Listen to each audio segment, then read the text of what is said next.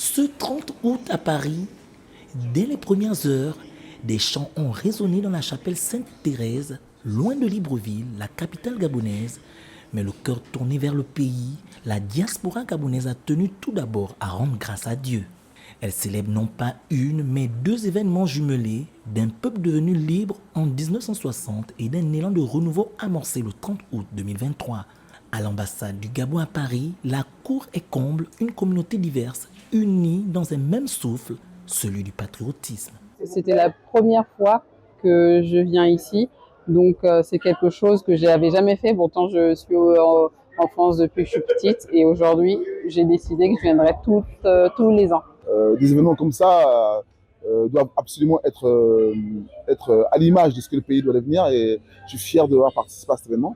Et, en tout cas, bravo aux organisateurs. 9 stands pour 9 provinces, de la cosmétique aux accessoires de mode ethnique, c'est toute la richesse du Gabon qui était exposée sous le regard curieux des invités. Une vitrine vivante d'un pays qui se réinvente entre tradition et innovation.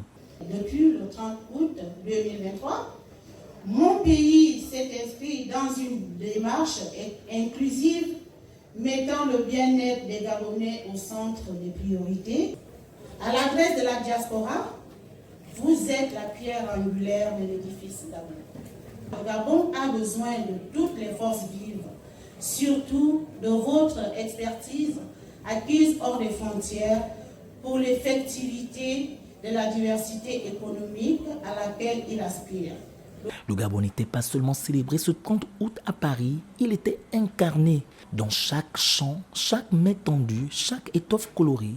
Une nation debout, prête à construire son Gabon nouveau.